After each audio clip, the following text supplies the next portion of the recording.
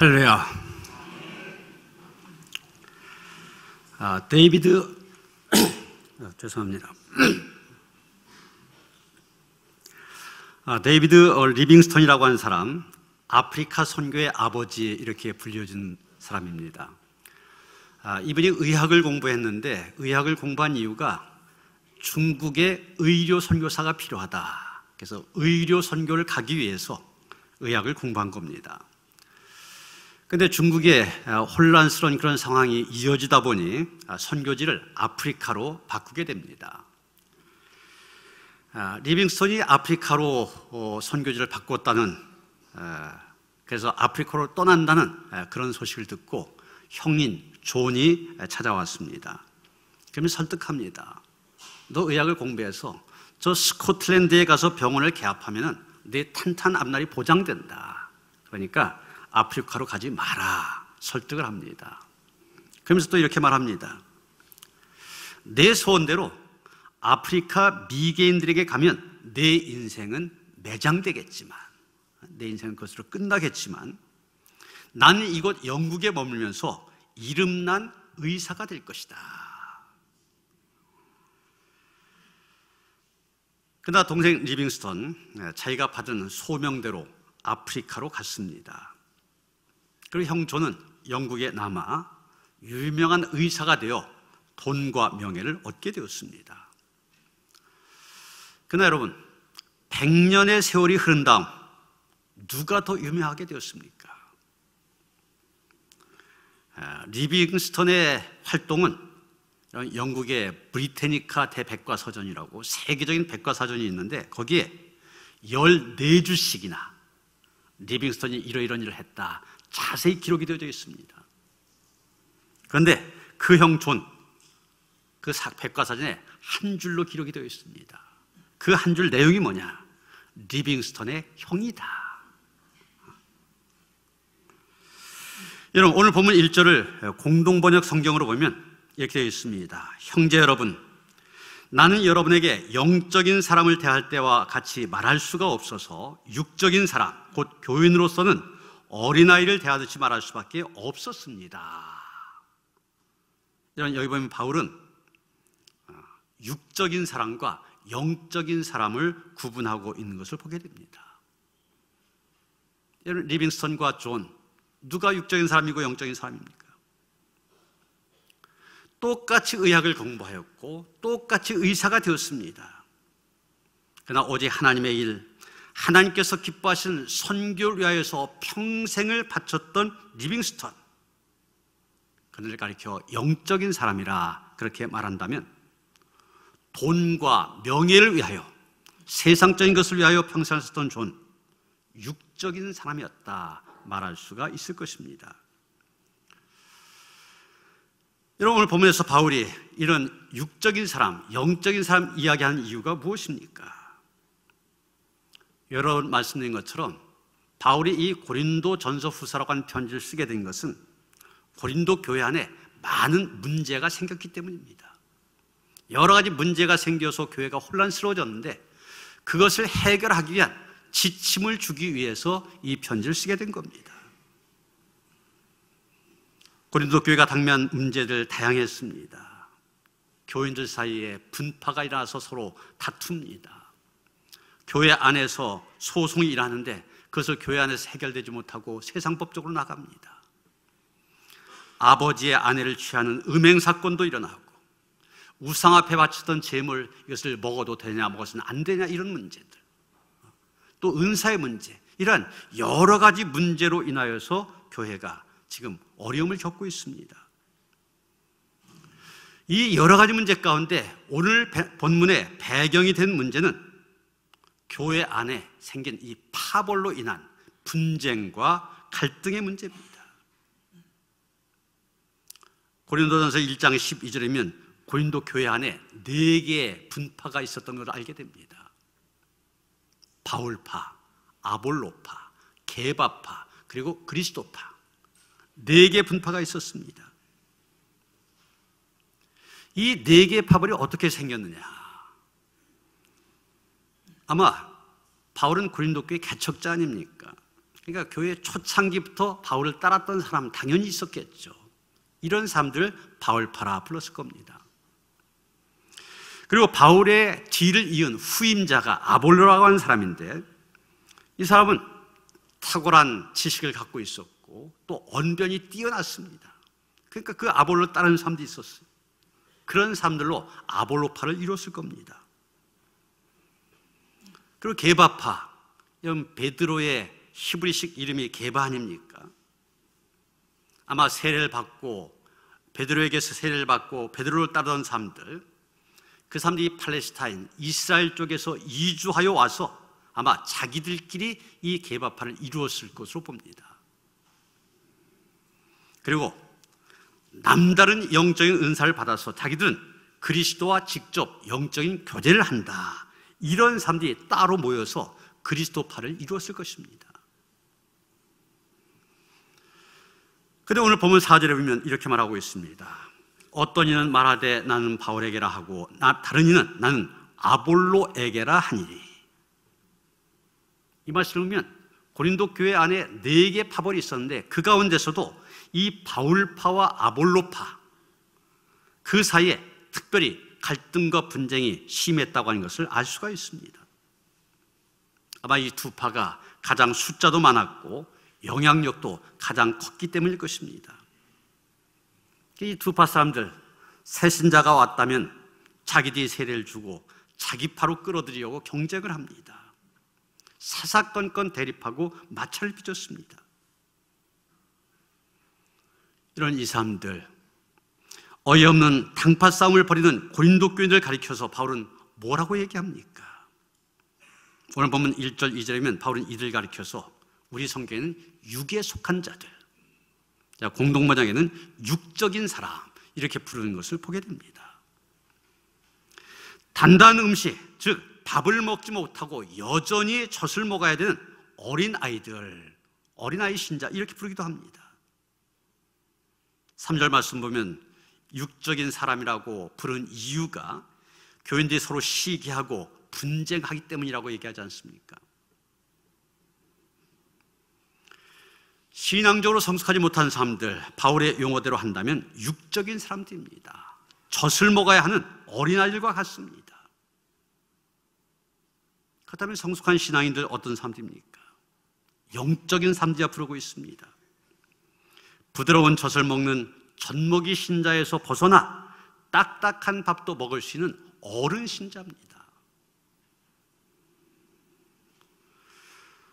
좀 더 구체적으로 바울은 육적인 사람들, 어떤 사람들을 육적인 사람이라 부릅니까? 3절에 보면 육신에 속하여 사람을 따라 행한다, 이렇게 말하고 있는데, 이분을 공동번역 성경으로 보면 육적인 사람들이고 세속적인 인간의 생활을 하고 있는 것, 이렇게 얘기하고 있습니다. 육적인 사람들, 자기 육체를 따라 살아가는 사람들입니다. 육체의 욕심을 따라, 육체적인 쾌락을 따라 살아가는 사람들 뿐만이 아니라 세상적인 것을 따라 살아가는 그런 삶을 얘기하는 것입니다. 하나님의 영을 따라 사는 것이 아니라 하나님과 상관이 없는 세상적인 기준을 따라 세속적으로 살아가는 사람들, 그 사람들 육적인 삶이라 부르고 있는 것입니다. 또 이 사람들을 어린아이, 젖먹이 신자라 그렇게 말하는데 말 그대로죠. 딱딱한 음식 입에 대지도 못하고 부드러운 젖만 먹는 신자를 가리킵니다. 도무지 믿음이 자라지 않아 10년 전이나 지금이나 변화가 없는 사람들입니다. 예배 출석하든지 교회 봉사든지 자발적으로 하는 일이 없습니다. 그저 신방한다든지 전화하면 겨우 한번 나온다든지 봉사한다든지 이런 사람들, 꼭 칭찬받고 자기 존재감을 나타낼 수 있을 때만 그 일을 하는 사람들, 이런 사람들을 가리키는 겁니다. 어떤 유머집에 교회 안에 있는 다양한 신자들 재미있게 표현한 것을 보았습니다. 먼저 달구지 신자가 있답니다. 누가 밀어줘야만, 뒤에서 밀어줘야만 앞으로 나가는 신자, 달구지 신자라는 거죠. 연 같은 신자가 있습니다. 누군가 꼭 붙들고 있지 않으면 흔적 없이 사라지는 신자. 고양이 같은 신자가 있습니다. 늘 버려줘야만 만족하는 신자. 럭비공 같은 신자가 있습니다. 도무지 어디로 튈지 모르는 사람. 풍선 같은 신자가 있습니다. 뭐가 그렇게 불만이 많은지 잔뜩 부풀어서 언제 터질지 모르는 사람. 냄비 같은 신자가 있습니다. 너무 쉽게 끓어올랐다가 너무 쉽게 식어버리는 신자. 묵상 신자가 있습니다. 설교만 시작됐다면 고개 숙이고 조는 신자. 그런가 하면 종이 신자도 있답니다. 오늘같이 비만 왔다면 종이처럼 축 처져서 안 나오는 사람. 종이 신자라는 것이죠. 이런 사람들, 딱딱한 음식을 삼키지 못하고 부드러운 젖만 먹는 젖먹이 신자. 이런 사람을 또 육적인 사람 이렇게 얘기하고 있습니다. 지금 바울이 볼 때 고린도 교인들이 이처럼 육적인 사람들, 젖먹이 신자라는 겁니다. 그러다 보니 예수 그리스도가 아닌 바울이나 아볼로, 베드로 이런 특별한 사람들만 높이면서 자기가 높이는 사람들 때문에 서로 시기하고 분쟁한다는 얘기입니다. 이런 어린아이가 처음엔 엄마의 젖을 먹죠. 엄마의 젖을 먹는 거 당연한 겁니다. 근데 좀 자라면 이유식을 먹게 되죠. 더 자라면 딱딱한 음식을 먹게 됩니다. 그러면서 아이는 성장해가고 성숙해가는 것이죠. 엄마 젖이 먹기 좋다 해서 늘 젖먹이 신세로 머물러서는 절대로 성장할 수 없습니다. 자라날 수 없습니다. 마찬가지입니다. 고린도교회 교인들, 그들도 처음 예수를 믿었을 때 그때는 그렇다, 젖먹이 신자일 수 있다, 그렇게 봐도 괜찮지만 이제는 시간이 많이 지났습니다. 어느 정도 성장하고 성숙해야 되는데 그렇지 못하다는 겁니다. 그런 현실을 개탄하고 있는 것입니다.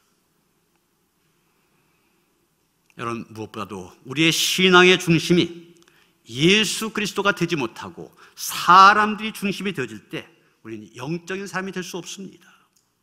육적인 사람이 되고 맙니다. 딱딱한 음식을 먹는 성숙한 어른 신자가 될 수 없습니다. 젖먹이 신자에 머물게 된 것입니다. 이런 사람은 그 사람이 아무리 유능하고 훌륭하다 할지라도 그 사람이 하나님은 되지 못합니다. 사람이기 때문에 실수가 있기 마련이고 잘못할 수 있습니다. 바울이, 아볼로가, 베드로가 제 아무리 날고 기는 최고의 지도자들이라 할지라도 그들이 하나님은 아닙니다. 그들이 우리의 신앙의 대상이 될 수 없고 우리의 신앙의 중심이 될 수가 없습니다. 오직 예수 그리스도, 하나님의 아들이요 우리를 죄와 죽음에서 건지신 예수 그리스도, 그분만이 우리의 신앙의 대상이요 우리의 신앙의 중심이 되어야 됩니다. 그런데 그렇지 못하다는 거예요. 이런 불가에서 쓴 말 가운데 손가락으로 달을 가리키면 달을 봐야지 왜 손가락을 보느냐, 이런 말이 있습니다. 여러분, 이 손가락으로 저 달을 봐라 그러면은 그 손가락이 가리키는 달을 봐야 되잖아요. 달을 보는 게 아니라 이 손가락, 왜 손가락을 보냐는 겁니다. 이 말씀을 오늘 우리 말씀에 대비해 보면 베드로나 바울, 아볼로, 또 기독교 역사상에 훌륭했던 루터나 칼빈, 아무리 그들이 훌륭하고 믿음이 좋았던 사람들이라 할지라도, 하나님 위해서 큰일을 했다 할지라도 그들이 우리의 신앙의 대상이 될 수는 없다는 것입니다. 그들은 신앙의 대상이 되는 예수 그리스도를 가리키는 손가락에 불과하다는 겁니다. 그러게 우리는 오직 예수 그리스도만 바라봐야 된다는 것입니다. 신천지의 교주인 이만희 씨의 내연녀이면서 이 사람이 차기 신천지의 후계자가 될 거다 했던 사람이 여러분 사진에 나오는 김남이라고 하는 여자입니다. 그런데 최근에 이분이 이 신천지의 실체를 폭로하는 그런 방송을 내보냈습니다. 개인 유튜브에서 한 거지만. 그래서 뭐 어떤 얘기를 하냐면 신천지에서는 그런 주장을 한대요. 이분이 한 얘기입니다. 성경보다 이만희를 믿어야 된다. 또 이만희는 성경 말씀 위에 있다. 이게 신천지에서 주장하는 거래요. 이 사람이 한 얘기입니다. 그리고 자기도 그것을 믿었기 때문에 여러 가지 방송을 통해서 이렇게 설교할 일이 많이 있었는데 그때마다 이 이만희는 하나님이 보내준 구원자다. 그렇게 설교했다는 겁니다. 그런데 어떤 계기에 이 사람에게 어떤 일이 있었는지 모르겠지만 자기가 깨달았다는 거예요. 이만희라고 하는 사람도 한낱 평범한 사람이다.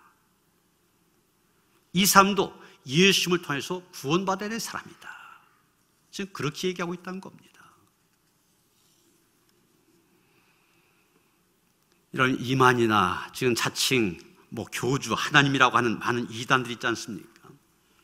이 사람들뿐만이 아니라 성경에 나오는 아볼로나 바울, 아무리 훌륭하다 할지라도 그들 역시 하나님의 종이요 하나님이 쓰시는 도구에 불과합니다. 그런데 지금 고린도 교인들의 문제가 뭡니까? 하나님 말로 덮여야 되는데 하나님의 종인 바울, 아볼로 이 사람들 따라가면서 탕파를 만들고 있다. 이게 얼마나 잘못된 거냐는 얘기입니다. 바로 이런 이유 때문에 바울은 이런 특정 목회자를 중심으로 분파를 만들어 분열을 일삼고 있는 고린도 교인들을 향하여서 외칩니다. 5절에 뭐라고 합니까? 그런즉 아볼로는 무엇이며 바울은 무엇이냐? 그들은 주께서 각각 주신 대로 너희로 하여금 믿게 한 사역자들이니라. 여러분, 우리는 이 말씀 속에서 육적인 사람에서 영적인 사람으로 변화되려면 무엇이 필요한지를 알게 됩니다. 그게 뭐냐? 용납이라고 하는 것입니다. 바울은 아볼로와 자기 모두가 하나님께서 세우신 사역자라고 분명히 얘기합니다. 아볼로, 상대파의 지도자 아닙니까? 상대파의 지도자지만 똑같은 주님의 사역자로 인정한 것입니다. 나를 따르는 사람들과 반대의 자리에 있지만 그대로 용납한 것입니다. 여러분, 우리가 성경을 읽어보면 이 바울과 아볼로 그들이 사역한 스타일이 많이 다른 것을 보게 됩니다. 서로가 서로를 비판하고 서로의 입장 차이가 커서 마찰을 일으켰던 그런 적도 있는 것을 보게 됩니다. 예를 들면 사도행전 19장 1절 2절에 보면 이런 말씀이 나옵니다. 아볼로가 고린도에 있을 때 바울이 우윗지방으로 다녀 에베소에 와서 어떤 제자들 만나 이르되 너희가 믿을 때 성령을 받았느냐? 이르되 아니라 우리는 성령의 계심도 듣지 못하였노라.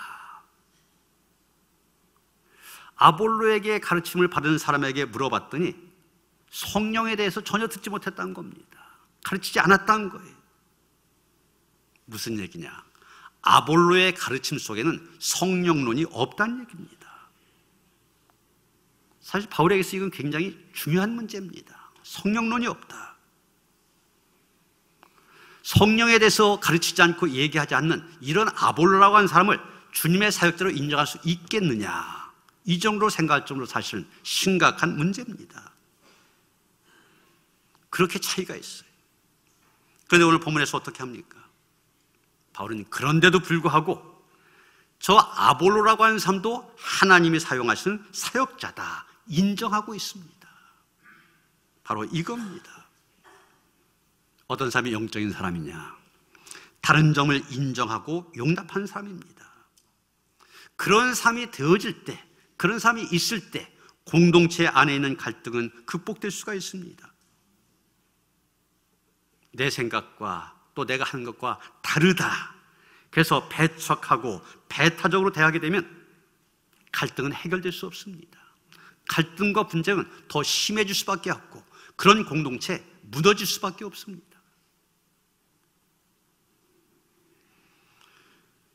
이런 충남 아산과 충북 진천에 2주 동안 격리 수용되었었던 우한 교민 366명이 어제 퇴소해서 각자의 일상으로 돌아갔습니다.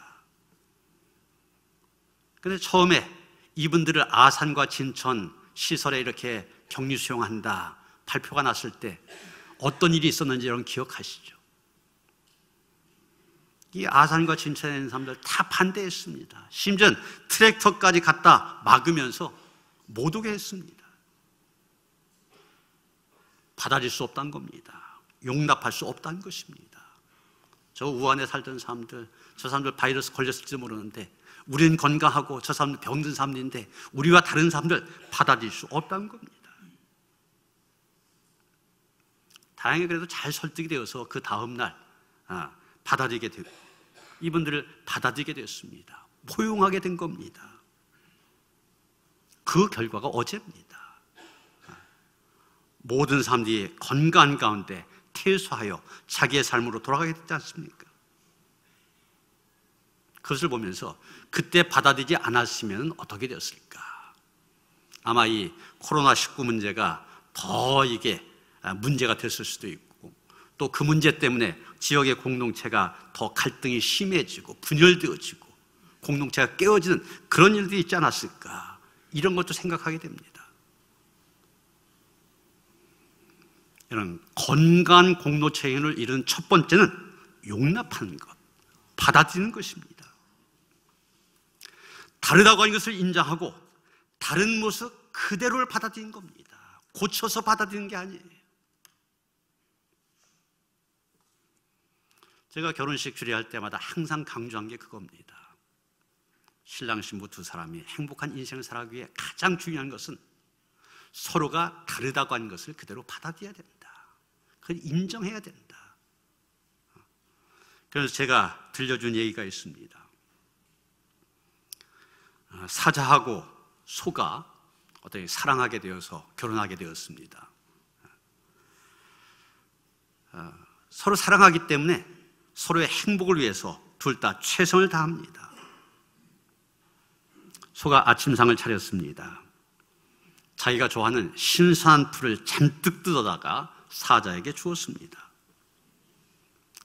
사자도 이 소가 자기를 사랑하는 그 마음을 아니까 최선을 다해서 먹으려고 애를 썼습니다. 다음날 사자가 또 식탁을 준비했습니다. 자기가 좋아하는 사슴고기를 준비해서 소에게 주었습니다. 소 역시 사자가 자기를 사랑하는 그 마음을 알기 때문에 최선을 다하여 먹으려고 애를 썼습니다. 결국 사자도 배탈이 났고 소도 배탈이 났습니다. 끝내 둘은 헤어질 수밖에 없었다는 얘기죠. 물론 교훈을 가르치기 위해서 만들어진 그런 이야기입니다. 그럼 무엇을 얘기합니까? 소나 사자 서로를 사랑합니다. 사랑하기 때문에 서로를 위해서 최선을 다하려고 했습니다. 그런데 왜 헤어지게 되냐? 나와 다르다고 하는 것을 알지 못했기 때문입니다. 그것을 인정하지 못했고 그것을 받아들이지 못했기 때문입니다. 여러분, 부부간에도 마찬가지입니다. 교인들까지도 마찬가지입니다. 함께 일하는 모든 사람들 서로에게 최선을 다한 것 중요합니다. 그러나 그 이전에 서로의 다른 점을 인정할 수 있어야만 됩니다. 인정하고 그것을 받아들일 수 있을 때 건강한 공동체를 만들어갈 수 있습니다. 그런 사람들이 모인 곳, 영적인 사람들이 모인 곳, 영적인 공동체가 될 수 있는 겁니다. 또 한 가지 육적인 사람에서 영적인 사람으로 변화하려면 필요한 것이 있습니다. 그게 무엇이냐?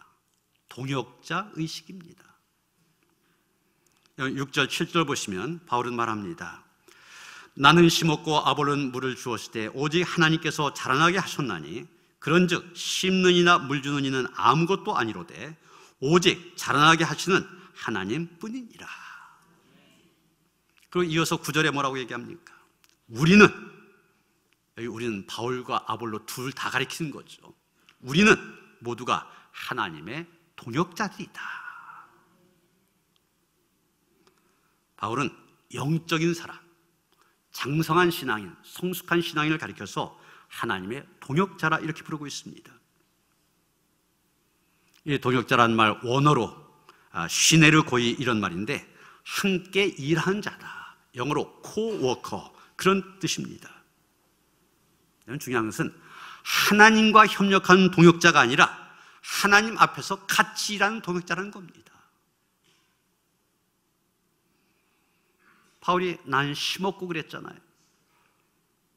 바울이 복음의 씨를 최초로 고린도 지역에 뿌린 것을 얘기합니다. 아볼로는 물을 주었을 때 그랬는데 바울이 복음의 씨를 뿌린 이 고린도 교회에 가서 아볼로가 성경을 가르치며 그들 양육한 것을 가리킵니다. 오직 하나님께서 자라나게 하셨나니, 여러분 밭에서 일할 때 어떤 사람은 씨를 뿌리고 또 어떤 사람은 물을 줍니다. 그러나 그 곡식 자라나게 하시는 분은 하나님이시죠. 마찬가지로 우리의 신앙의 성장, 신앙의 열매도 하나님께서 맺게 하신다는 겁니다. 나에게 전도의 씨를 뿌린 사람이 있고 나의 신앙의 양육을 위해서 애쓴 사람이 있지만 결국 열매 맺게 하시는 분은 하나님이시다. 여러분 분명히 심는 역할, 물을 주는 역할 다릅니다. 그러나 그 다른 역할로 하나님의 일을 한 겁니다. 씨를 심는 일, 물을 주는 일 다른 일이지만 하나님의 일이라고 하는 데는 똑같습니다. 그렇기 때문에 바울과 아볼로 다른 일을 했지만 하나님의 동역자라는 얘기입니다. 그래서 하나님의 일을 행하는 데 있어서 함께 일하는 자로서 주체는 내가 아니라 하나님이 되어야만 됩니다. 그래서 보면 9절에 보면 바울은 하나님이라는 단어를 3번이나 하지 않습니까? 다 앞에 하나님의 동역자들, 하나님의 집, 하나님의 밭. 그래서 모든 것이 하나님께 속해 있음을 말하고 있는 것입니다. 여러분 하나님의 사역에 있어서 사람의 동역자가 아닌 하나님의 동역자들이 되어야 됩니다. 바울은 자기도 그렇고 아볼로도 그렇고 모두가 하나님의 일을 위하여 하나님으로부터 동역자로 부르심 받았다고 하는 것을 분명히 인식하고 있습니다. 자기도 그렇고 아볼로도 그렇고 자기 일을 하는 사람들이 아니다. 하나님의 일을 하는 사람들이다. 그런 의미에서 우리는 똑같이 하나님의 동역자라고 얘기한 것입니다. 여러분 내가 내 일을 한다. 그럼 구태여 나와 뜻이 다른 사람, 그런 사람과 같이 일할 필요 없습니다. 내 마음에 들지 않는 사람 함께 일할 필요 없습니다. 그러나 우리는 내 일을 하는 사람들이 아니라 하나님의 일을 하는 사람들입니다. 하나님께서 하나님 마음에 드시는 사람들을 뽑으셨습니다. 하나님 뜻에 합하기 때문에 그런 사람들을 부르셨습니다. 그러게 우리는 나뿐만이 아니라 저 장로님도 저 권사님도 저 집사님도 모두 하나님께서 쓰시기에 부르신 하나님의 동역자다. 이 사실을 분명히 인식해야 되는 것입니다. 칸영화제 황금 종려상에 이어서 아카데미 작품상, 감독상 등 4개 부분을 석권해서 지금 세계 영화계에서 최고의 감독이 된 사람이 바로 봉준호 이 사람 아닙니까? 어떤 분이 이 봉준호라고 하는 사람이 어떻게 해서 세계 최고의 감독이 되었는가 이런 질문을 한 다음에 그 이유로 4가지를 얘기했습니다. 그걸 다 얘기할 수 없고 그 중에 하나가 뭐냐면 이 봉준호 감독의 리더십을 얘기한다면 최고의 재능을 뽑아내는 리더십이다 이렇게 얘기하고 있습니다. 영화라고 하는 건 혼자 만들지 못하잖아요. 규모가 커질수록 수많은 사람들이 함께 작업을 해야 됩니다. 그런데 사람들을 적재적소에 꼭 맞는 인물을 투입해서 일하게 만드는 것, 이것이 바로 감독의 능력이라는 것입니다. 그런데 이 봉준호 감독이 그걸 잘 안다는 거예요. 다른 사람들은 전혀 생각하지 못했던 사람들, 그런 사람을 뽑아서 배우로 씁니다.